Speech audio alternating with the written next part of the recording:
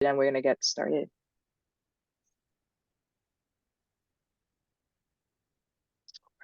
Looking up. 1 second, Jay. All right, guys, we're gonna get rocking and rolling on the actual audio here, and so our goal with this is we're gonna restream it live on LinkedIn, as well as YouTube. Hey, AoF, this is 𝗏𝗀𝗱𝗆𝗄 𝗥𝗲𝘀𝗄. All right, I know, guys, I know. I've heard you. We are back, and you guys know how we roll. Hard-hitting topics with the industry's top leaders. Boy, do I have a treat for you guys today. With me today is the amazing Jay Allardyce, and he is the GM of data and analytics at insightsoftware. Now, just a little bit of background here. So you guys probably remember that for a very long time, we had Logi Analytics as our sponsor. You guys remember that, especially if you've been with AoF. If you haven't, you listen to past episodes. Well, insightsoftware acquired them, and now they're back, and they're huge. So Logi Analytics was a lot smaller, fantastic embedded solution, and now they're back. And they've actually released an amazing embedded solution, which you guys will hear more about. But I brought Jay on because I don't know, the only way you haven't heard about generative AI is if you're living under a rock, okay? And you guys know how we feel about hype, AoF. We don't do hype. What we do here is strong opinions, and we do facts. So I'm excited to introduce Jay. Jay, how are you? I'm awesome, Miko. Thank you for having. It's so good to connect and be here together. No, I'm excited. So guys, Jay is like, he's been in this industry for 23 years. I want to say he's seen it all, but the good news, he's still open.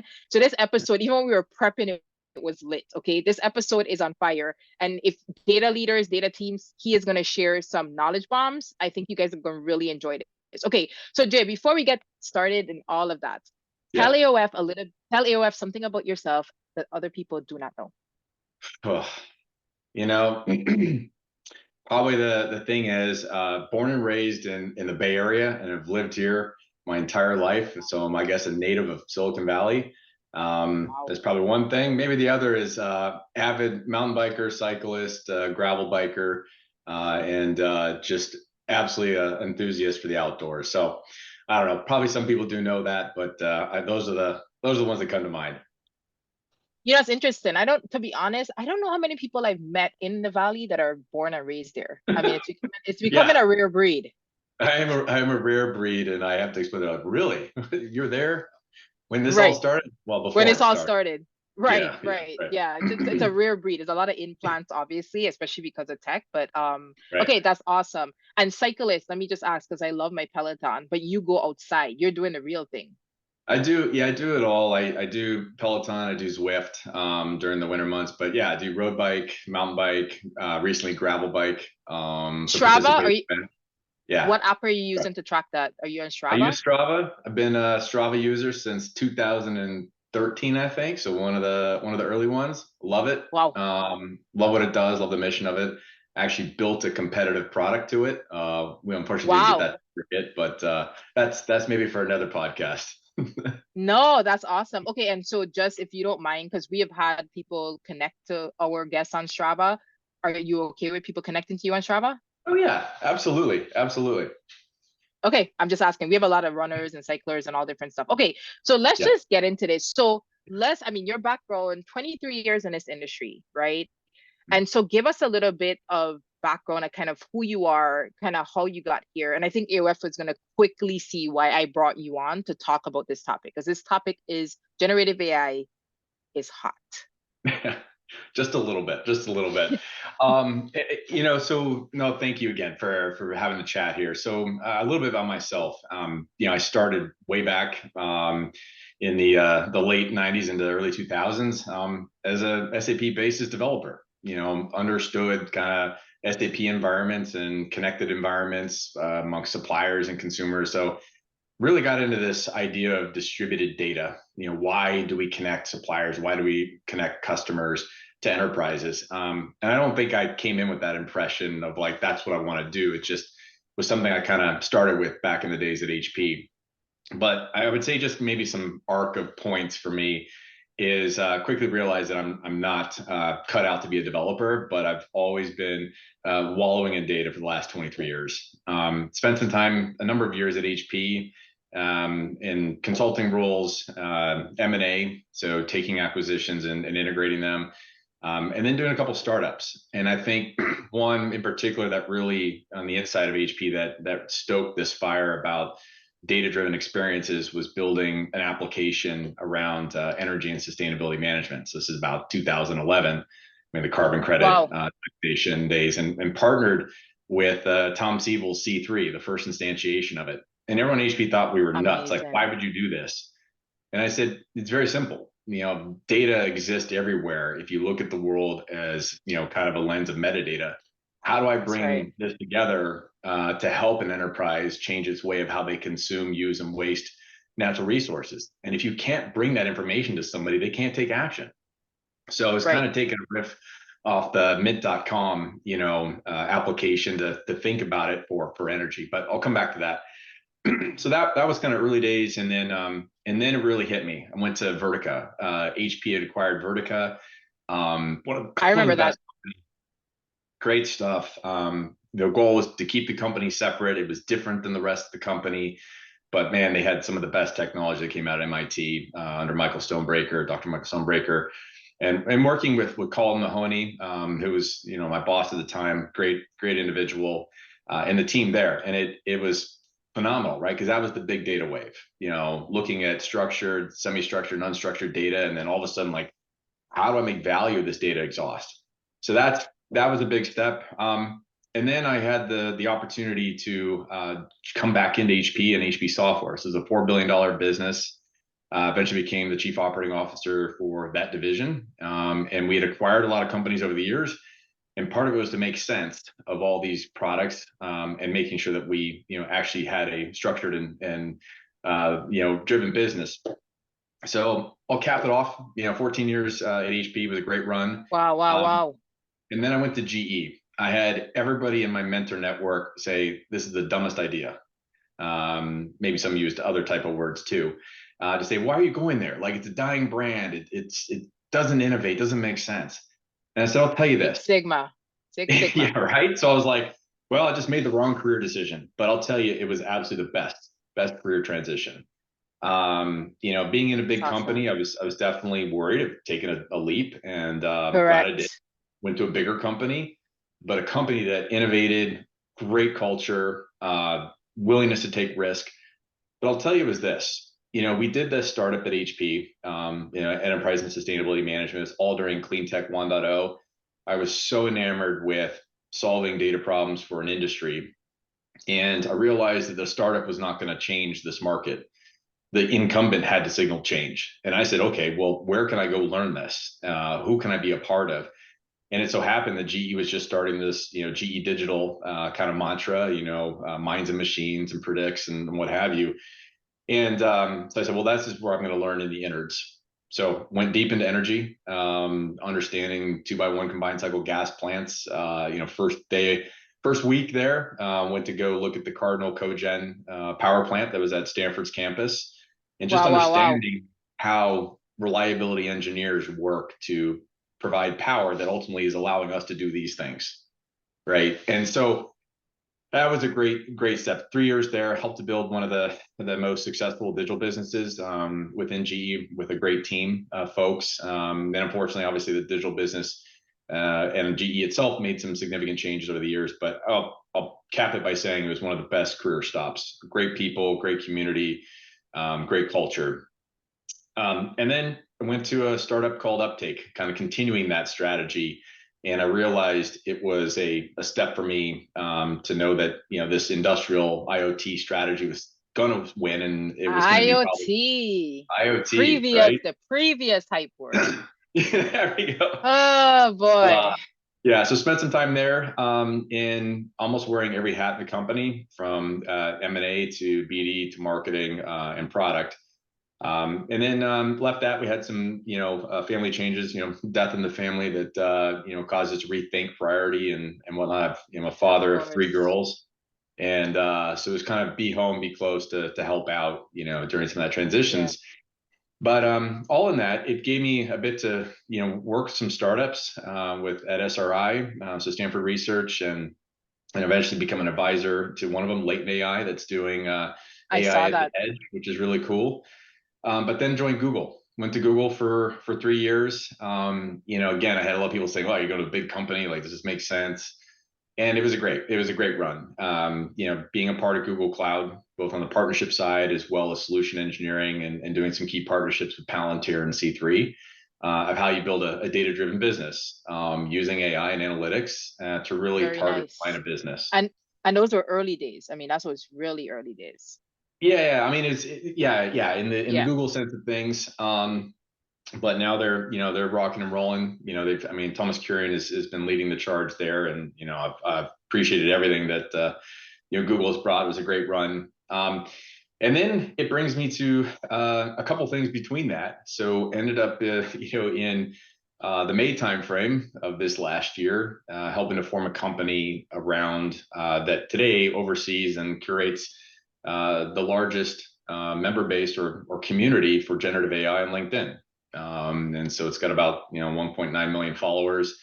But Amazing. the principle of this, which I'll dig into, is it was a goal to help really demystify generative AI or AI in general, because so many people struggle to apply it to their job. Yes. It's a fear, it's a threat, but a lot of it is a lack of education. So our principle was how to help disseminate information, whether it's apps, or learnings or teachings, in a way that people can discover and learn more about it, how it applies to their job. So that company's running. I'm a board member of it. It's running.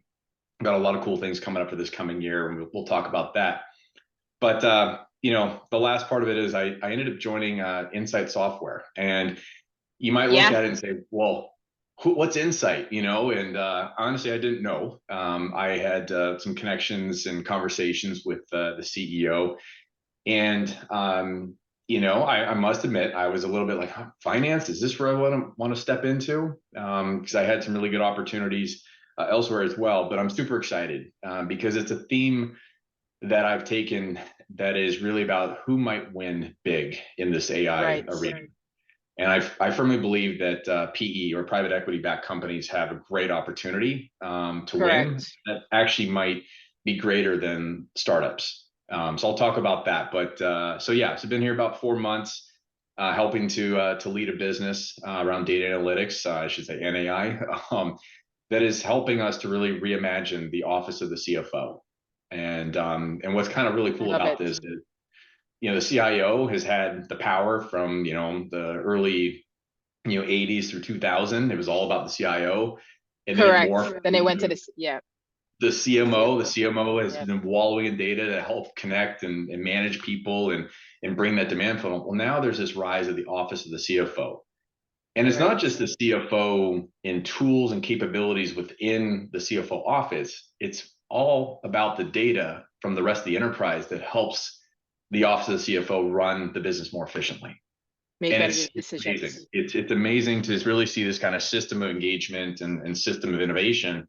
So that's where I'm at now, and loving it. Great team. It's been a series of acquisitions. I think we're up to about 28 over the last 4 years. So I was going to bring that up. I was going to say, thank you for that background. I was going to say that Insight Software actually acquired 3 companies where I knew the founders. And as you know, they're becoming kind of like this mini, I don't want to compare it to IBM because IBM's a monster, but they're becoming kind of this like mini conglomerate of some of the most, I found out they acquired Dundas. Yeah. I didn't know that. Dundas was my go-to. Like Dundas was like, when I started out, Dundas was like the thing. Like if you were a visualization person, you went to Dundas like, oh, it was like, so no, I think you guys are doing some really smart stuff, and I know we'll get a bit deeper into there, but I want to make sure that AoF is composed of data leaders and data teams of some of the largest companies in the world, as well as startups. We have a huge following in the Valley as well, right? And so I think this topic of generative AI, Jay, has so much hype around it. And I think the one thing I like that you said is, how do people actually apply this to their job? So let's just start off with like baseline. What is generative AI? And let's just layman terms, like, what is it? Yeah. Well, it's funny, you think about a definition. I'm going to read one that I just see here, and then let's talk about it for a second, right? So referring to Google, being able to say generative AI or generative artificial intelligence refers to the use of AI to create new content like text, images, music, audio, and video. True. Generative AI is powered by foundational models, large AI models that can multitask and perform out-of-the-box tasks, including summarization, Q&A, classification, more. Plus, with minimal training required, foundational models can be adapted for targeted use cases with very little example data. Okay, so great Quite the definition, mouthful. and I'm Yeah. sure we would find that across many companies. But Right. what is it in simplistic terms for people, right? What does it mean to Real life? really, Yeah, real life. To me, in many ways, I mean, it's Cliff Notes, the ability to ask a very basic or complex prompt to understand information in a whole different way, such that like you can scour before you're getting blue links, red links, off the internet, and then you're having to dive into a particular document. Giving a summarization of that around a particular topic and being able to dive deeper into that question to refine it and interact with it, it's unheard of. So one thing, like someone asked me, like, do you do a lot of searching still? And I said, if I'm very clear on what I want to search for, yes. But honestly, I use large language models every day, asking questions just about a particular topic. And, it's amazing because you kind of take this step. I'm probably a little bit older than you, but like, many of us grew up right in the Dewey Decimal System where, you go to the card catalog, you look it up, and you go get a book, and then you retrieve and you come back. And so I joked with some data scientists at Uptake. I said, okay, how many of you, if you go and do that retrieval, if the book wasn't there, actually picked another book? And all their hands went up. I'm like, oh, wait a minute. How's this? I said, okay, let me refine that question, that prompt. If it was for a book report, would you pick a book left or right because yours isn't there? And then all the hands went down. And I said, so now you have that. And all of a sudden, because of search comes out, almost, 20 years ago in some regards, you didn't know what to ask. You're asking basic questions like, what's the sky blue? The grass is green, what have you. And you get all these links, right? You would not get any sort of summarization.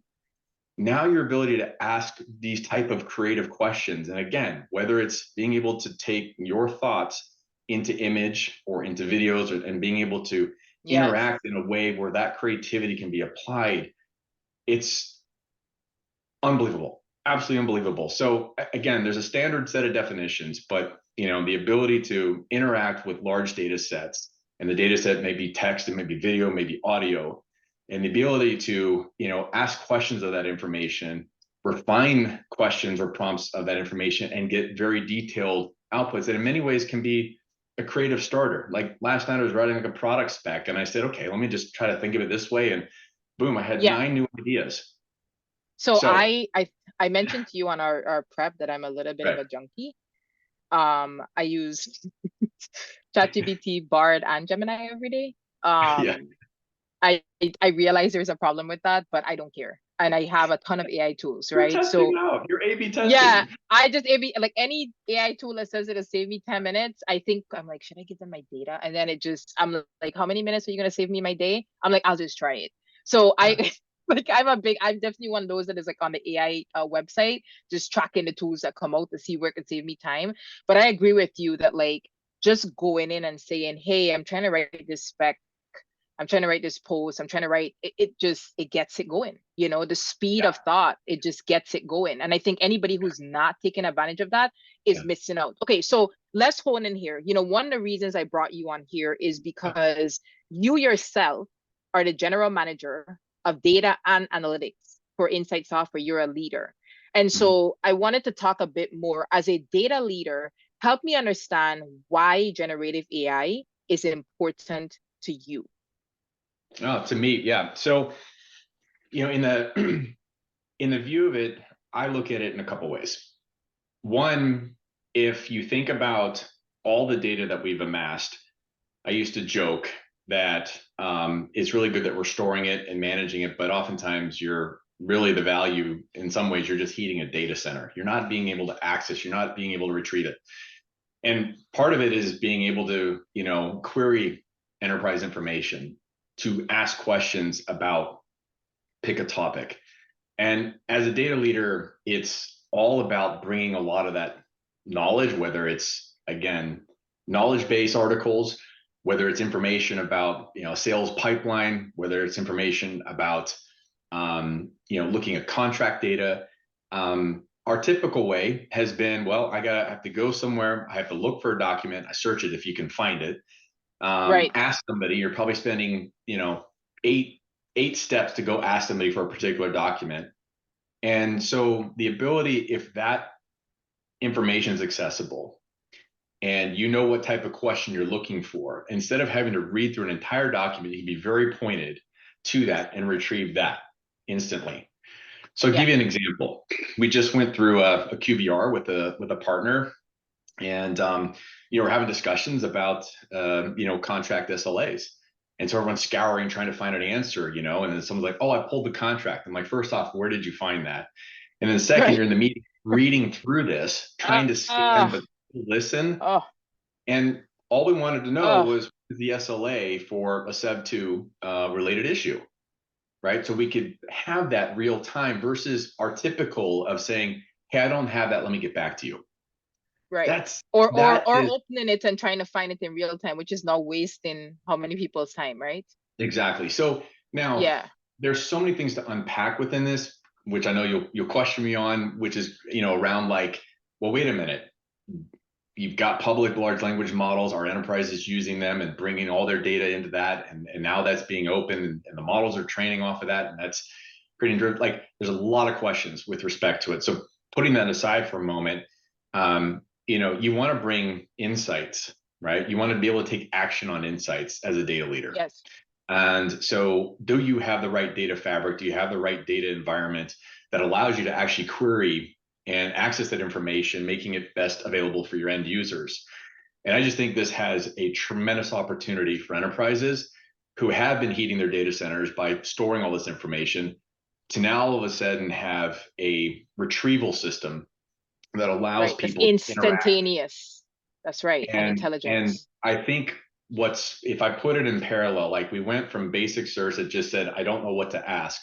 And then Google, as they started to create the autocomplete, was a game changer. You're like, wow. Something went wrong. Try it again in a few seconds. Is that Alexa? No, that was Google, my Google Wi-Fi thinking I was talking to it, but I love it. I love it. He's living the dream. I love it. But to the point is that autocomplete became awesome because it helped to stoke the fire of, well, what are some other people asking? And if you could almost take that sort of concept into the enterprise, if you were all, say, data leaders and you had different departments, you spent all this time bringing people together to have innovation days and conversations because you're working in your stovepipes. But if you had the ability to kind of query that and understand where a team is or how they are on a project, you have much more context. You're much more aware. You're much more empathetic of where the rest of the business is versus doing the standard, oh, I have to have a meeting in order to understand how you've worked and what you did in your silo. Right. So we're not even at the start. Yeah. So I agree with that. But what I want to do is I agree with the search because that has benefited even me personally. Again, back to these tools that I use, right? Like, what do I go in there and like, sometimes I wake up and I'm like, I'm sad. What should I do? I'm hungry. And what I do, I've given it to them before. So I go in and I'm like, I'm hungry. And I say, here's what I have in my fridge and I have 10 minutes. What can I make? And it gives me recipes. Right. So I have to admit, like, obviously it's a lazy brain, but like, I'm just like, I don't have time to look in my fridge and try to figure out what can happen in 10 minutes. So I just ask ChatGPT. But do you think, I wouldn't say that that's lazy. I think that's stoking the creativity. Because what you did, you said, hey, I have this. What can I do with it? What can I do? Or as folks talk about, plan me the ideal trip in Italy for 7 days. And I want to hit these cities. Correct. And it's helping with this creativity that's so much that we are, not able to kind of express. So I think it's got such immense power, not just in enterprises, but in our everyday, to actually stoke that creativity that I think many of us have lost over the Yeah. years of being institutionalized in the way that we work with information. Well, So what I want to do before I get to kind of the ugly side of generative AI is, could you maybe give our data teams and leaders a list of just high level ideas? We don't have to go into them, but I like to kind of brainstorm, because at this, people are looking at what's happening in 2024, right? And so we're recording this kind of right before Christmas. Let's say the episode probably might get released in January, because obviously people are leaving. People are making plans, right? And they have to have AI. We know it's an itemized item right now. Otherwise, people are thinking you are a dinosaur, right? I don't think there's a data leader that can present a strategy for next year and doesn't have either, they had data science, they went to safety, but they have to have AI. What are some of the other kind of just high level, even if you list them, applications of AI that data leaders could, or maybe are not thinking about besides the obvious? Yeah. So let's take it in a view. So I'll share a little bit how we're looking at it within Insight Software. One thread is largely around internal productivity. So how can every function in the organization leverage the capability to do their jobs even more creatively or better?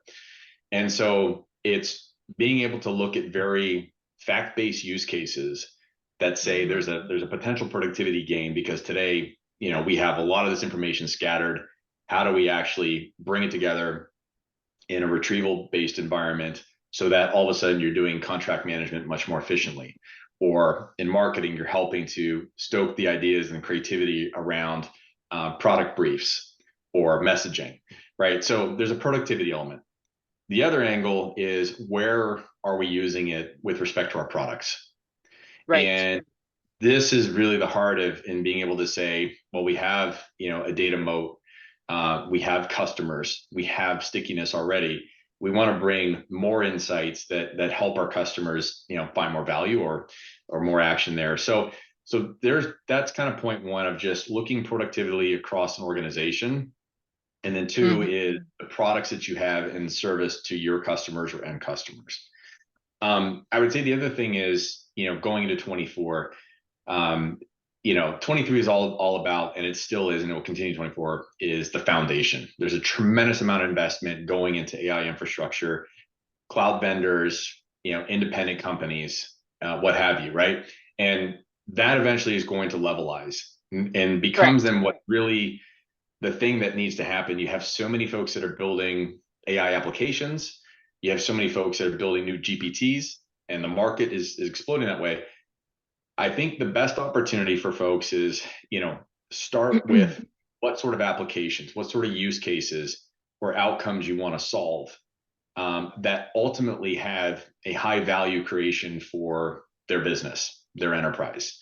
And so to me, in 24, a lot of it should be a flip to, application thinking and the way that you're building either AI into existing products, or maybe there's a unique AI product to be built. I think the other thing is, that's definitely on the scenes, we all know, is the fact that many enterprises aren't, putting all their data out into open environments, and they're wanting large language models that are enterprise specific. That is being able to, manage their corpus of data. So obviously security, privacy, access is a paramount question of use of both internal data as well as third-party data, is going to be a huge trend.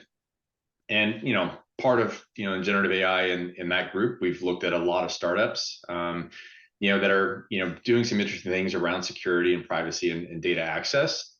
And I would say the third thing is, this is where we'd always say, data to AI. We'd say that story at Google. But more of what the team has done is bringing AI to the data. Right. You spin up a AI team, you have data scientists. I agree with that. But the more that this discipline and capability is close to data leaders that are also close to the domain experts who understand the use case, understand the problem, is where the magic happens. So, the outcomes. Absolutely. And part of it is just, enterprises being mindful of, not trying to look at a big bang approach in this, but where can they start quick, fast, get repeatable wins to build that moment.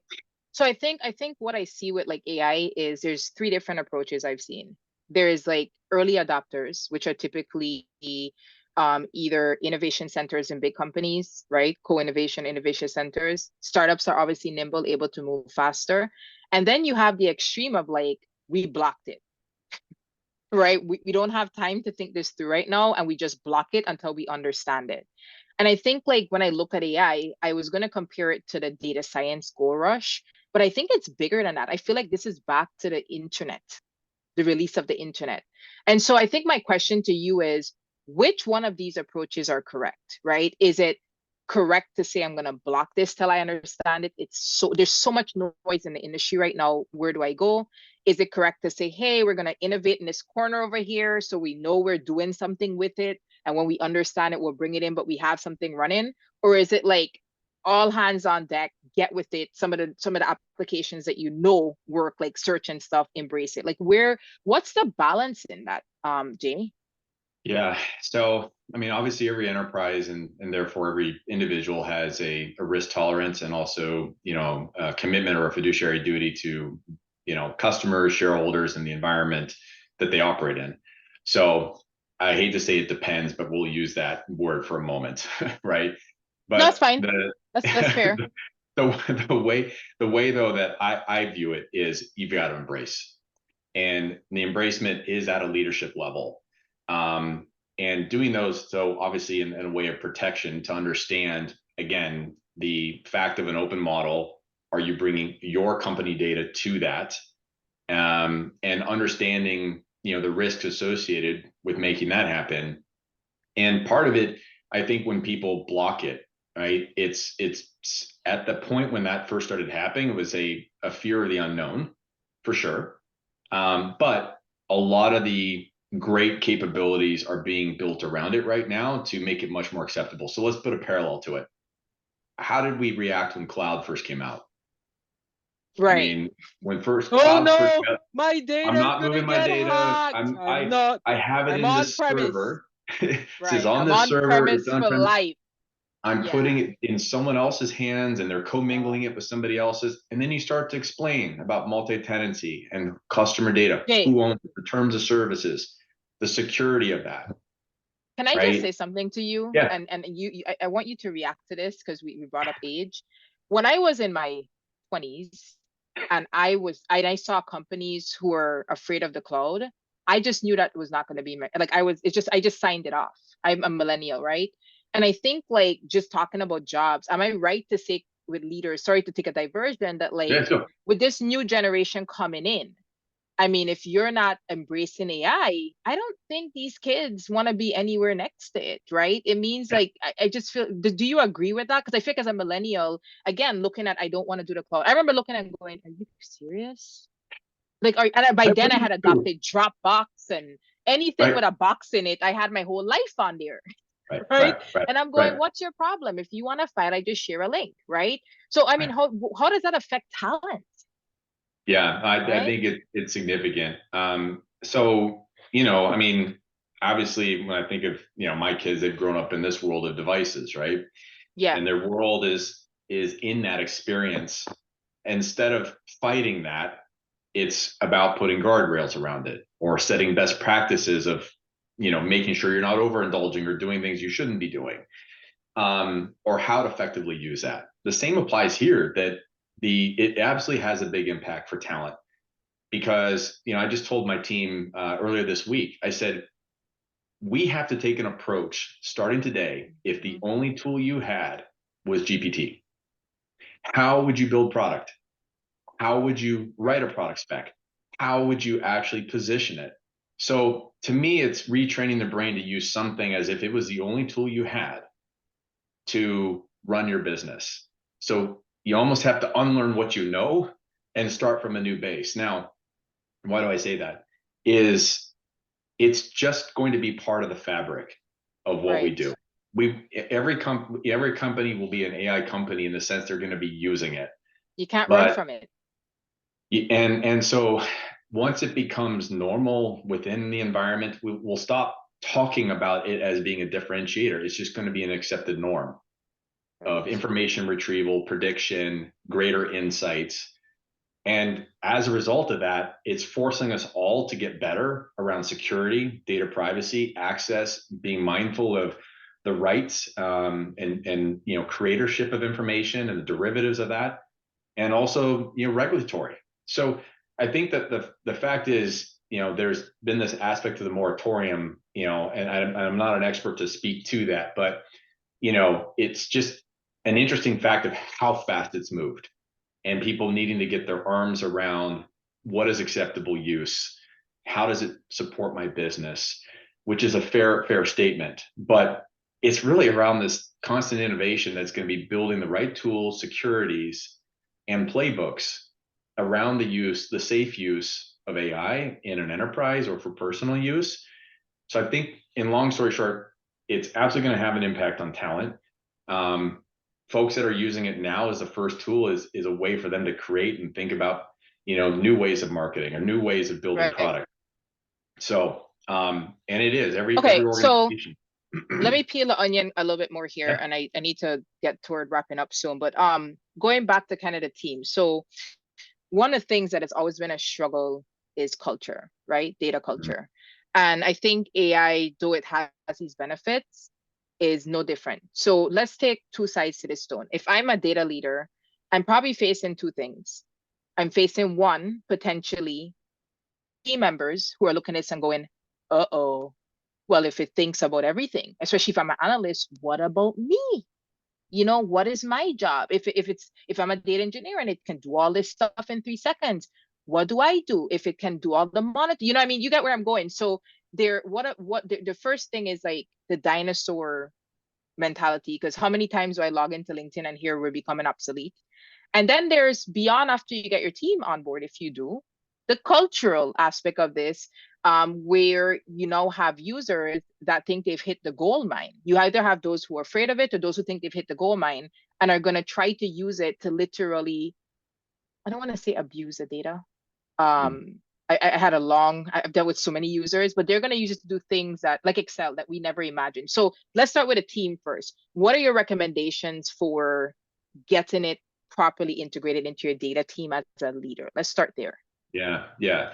So, first is to be mindful of what stance you've taken as a company of your adoption and how you manage risk. So I think what you need to make sure you're safeguarding and protecting that versus just going rogue in that regard. So put that just as a frame of reference. But the adoption aspect of it is, in my view, it's an accelerator to the person.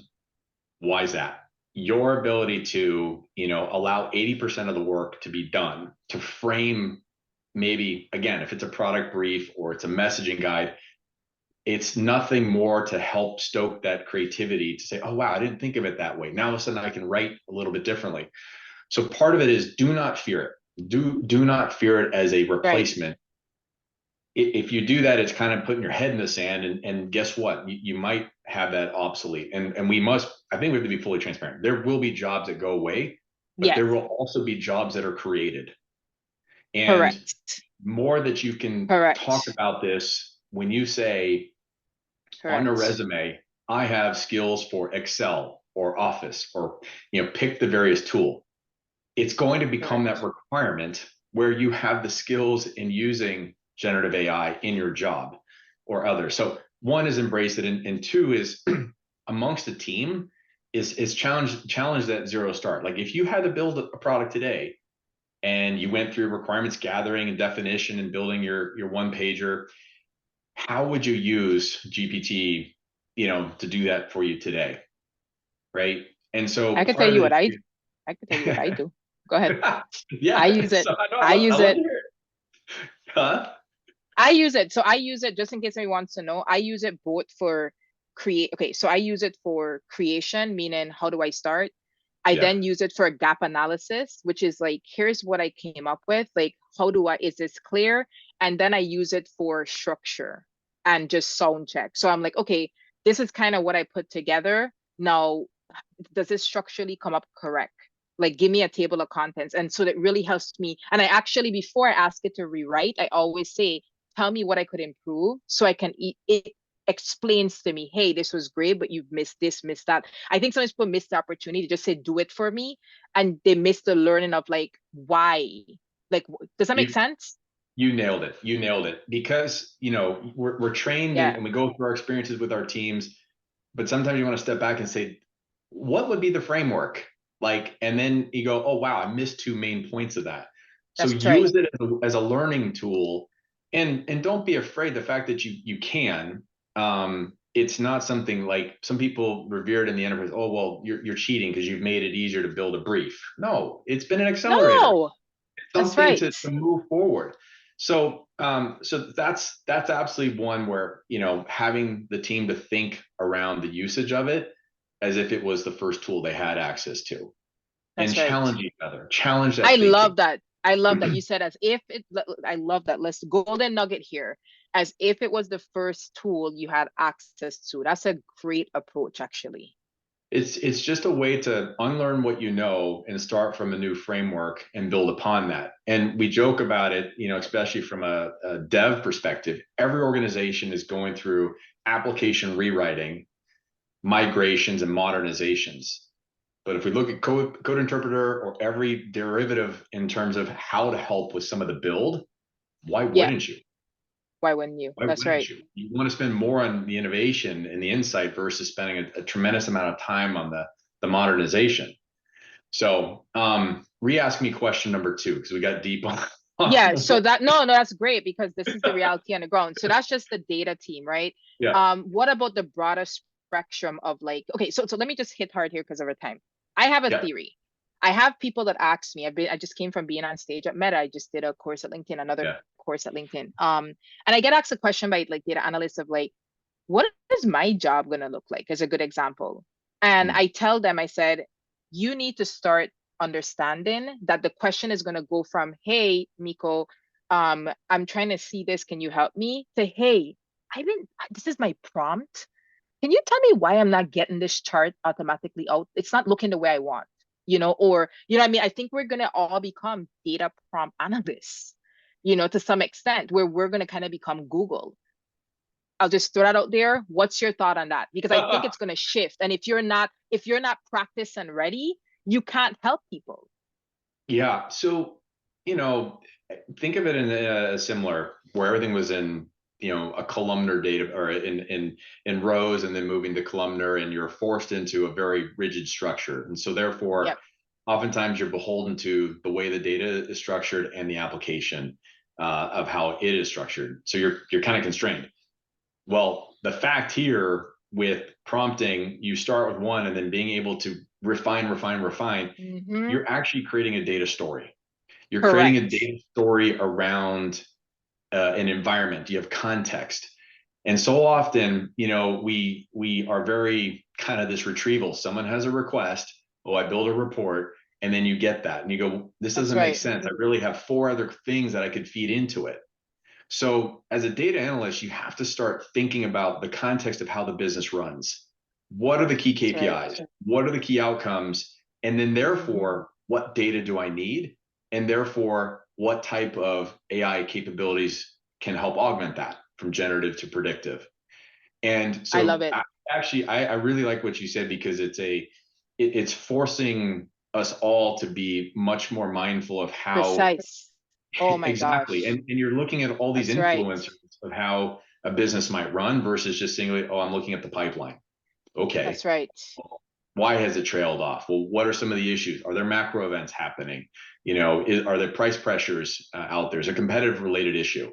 So some of the data, or the story behind the data is really what we have to get to, versus did we just serve it up for someone else to digest? I like that you bring that up, because selfishly, as someone who has taught 20,000 plus people to teach, like, do data storytelling, requirement gathering, that's where I started. There's such a focus on asking the right question. I want to tell them, guess what? These users are about to be trained, right? They're going to have to get so tight on these questions that they're literally going to be retrained on how to come and ask a question.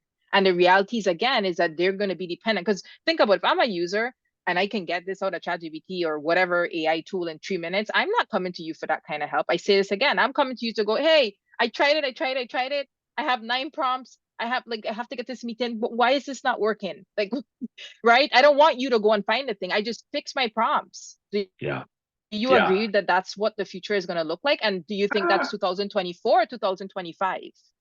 It 26? might be it might be a little bit longer. I don't know. I don't know if they're going to come to help in the refinement of the you know, what's a good point? It might be in some of the aid of helping someone refine their question, refine their framing and how they think about it. You know, one thing I said, and I've said in a few videos and whatnot, that really was eye-opener, you know, at GE, you know, when I say, well, to look at, you know, kind of reliability impact, we look at work order history and maintenance records. And I said, well, wait, that's one set of data. Right. If you want to think about this, what are all the data signals that sit around that power plant? It might, the influence of whether the machine is working and it's available, might you have to take in information around power pricing, weather, elevation, sentiment, other data signals that are going to help to refine that question. So I think in many ways that prompting is for us to dig deeper into the data and ask the secondary and tertiary type questions that help us to, you know, really understand what's happening. I'm hopeful that a lot of people, because of these tools, are able to start doing that on their own. And ultimately, data, as we talk about the data culture, coming back to your point, is everybody in an organization should be, becoming more data first. The tools give us the opportunity to access, to ask questions, to retrieve, self-service, what have you, as opposed to coming to an analyst. That's right. Now, we still have a ways to go because enterprises aren't there yet. But if we start with that, to your point about the data storytelling, then you're much more empathetic and aware to what type of questions you're going to ask and what type of data you need in order to answer what you're looking for. So. Yeah. Oh my gosh, I'm so sad that our time is coming to an end. I think we could dig into this. Maybe we need to bring you back. It's like a super, there's so much things that we need to scrape on, but I wanted to jump into the teams because I think the level we're at as data leaders are trying to figure out, how do I bring this in? So that's why I did the top surface, right? Like how do I bring it to my team? And then how do I even bring this to my organization? I think you've given some great golden nuggets. Okay, so let's begin to wrap this up. So one of the things that is super awesome about Insight Software being our sponsor is that you guys have given us complimentary access, AoF, to the 2023 Ventana Research Buyer's Guide for Embedded Analytics. Do you want to talk for just a quick second about that? Because we have to get wrapped up here. Yes, so we'll absolutely share that report of where we've landed with Ventana, and so everyone can have access to it. We're a big believer, within Insight that embedded analytics has a growing opportunity in the market, because you're making every application a much more data-driven application. And so we brought together 𝗨𝘁 and Dundas and brought it into one of the leading capabilities out there. Beautiful. Look at that. So we're super excited about it. And people, again, a lot of people ask me like, why did you come here? And this, blah, blah, blah. And I said, we actually have great capabilities and we need to tell a greater story around the office of the CFO, where all this enterprise data, whether it's embedded in an application or served up into a BI platform, some of our products with BizLib that we just acquired, that goes and serves the click market. All these data signals are great opportunities that support how businesses run more efficiently, but we have to help with that in a way that is helping our enterprise customers extract that information, bring that back, write it back to source environments. But the coolest thing with Insight and why I went there, and this kind of sums it up, is everyone asked with AI, well, wouldn't you want to go build AI applications? Absolutely. I partnered deeply with Tom Siebel's company. I love what C3 is doing. But the human behavior change of someone being so used to applications, all of a sudden picking up a new one, there's a lot of fatigue. The opportunity, I think, with technologies today to be reimagined using AI into the existing workflow, I think has a tremendous value to create a very sticky and more valuable experience for customers. So it's all the more interesting for us because we've almost 35,000 customers, and the ability to reimagine a very critical workflow that powers how enterprises work is pretty cool. So Yeah, and so I don't yeah. mean to put you on the spot, but I know that from 𝗏𝗏𝘁, you guys have some amazing customers. Can we drop like 2 or 3 customer names for reference for AoF that is using your embedded analytics solution, especially the new one that you brought out? Oh boy. I put him on the spot, AoF. Yeah, I'll have to check with marketing on that. No, we'll give you a list, Miko, that Okay. we could send, but I wasn't ready to fire that off right now for you. No, that's fine. That's perfectly fine. Okay, so this has been like awesome, Jay. I know that this episode is going to be well received. I want to also say that like the team at Insight Software, just like at 𝗏𝗏𝘁, are just awesome to work with. I just have to Yeah. say, what a beautiful team. I mean, I am assuming this rolls on to your customers, but just a really great team. Even with you, we've been trying to do this recording now for how many weeks, right? We've had some stumbling blocks.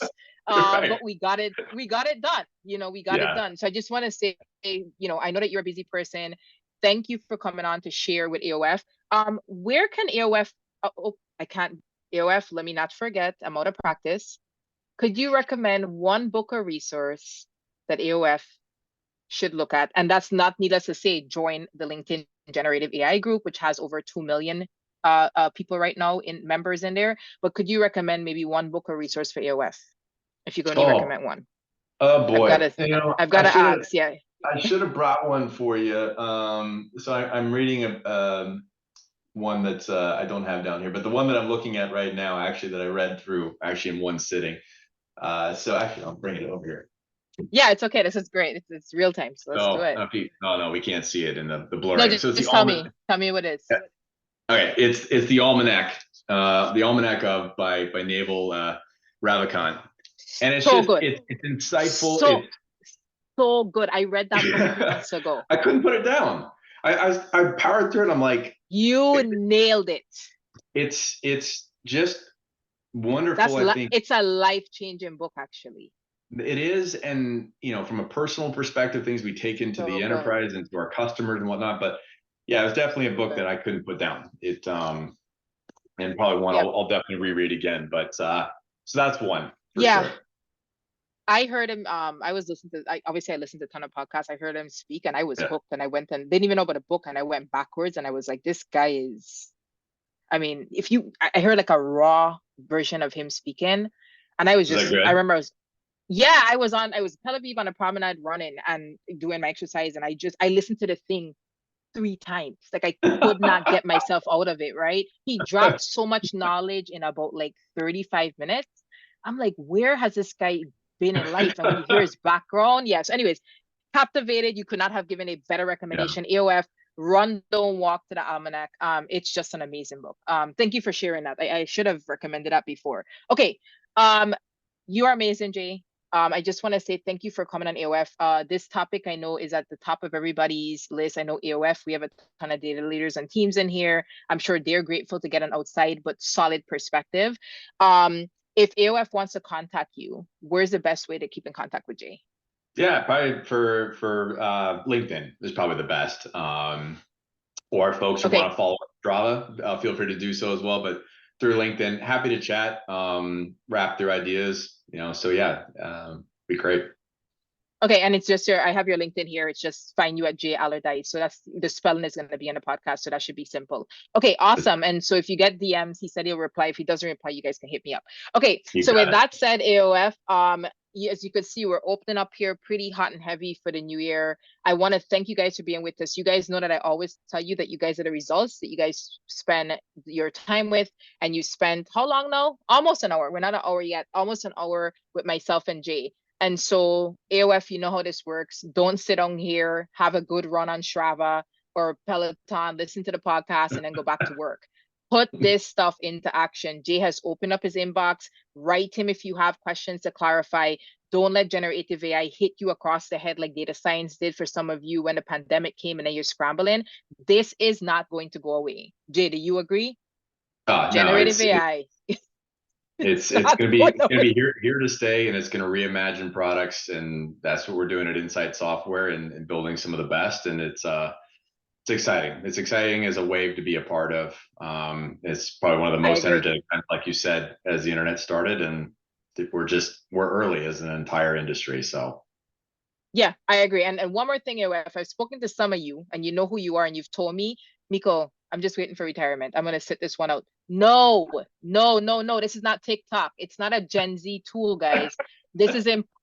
No, I've had some of our That's AoFers true. tell me that. I'm just gonna sit this out. I'm like, this is not the TikTok of tech. This thing is going to change our lives, even in this generation, even if retirement is coming up in 3 years. Okay, so you don't have to go all the way down the tunnel, but get educated, check it out. Insight Software, if you guys are looking at embedded analytics solution, fantastic. They bought my darling two companies, Dundas and Logi Analytics, which is why I love them as a sponsor. And AoF, I love you guys. You guys rock. I love to hear what you guys are doing. So hit us up in the comments. All right, Jay, thank you. Awesome, Miko. Thank you for having. Really great to chat with you. Nice to see you again. Yeah, we have to do this again. Thank you, Jay.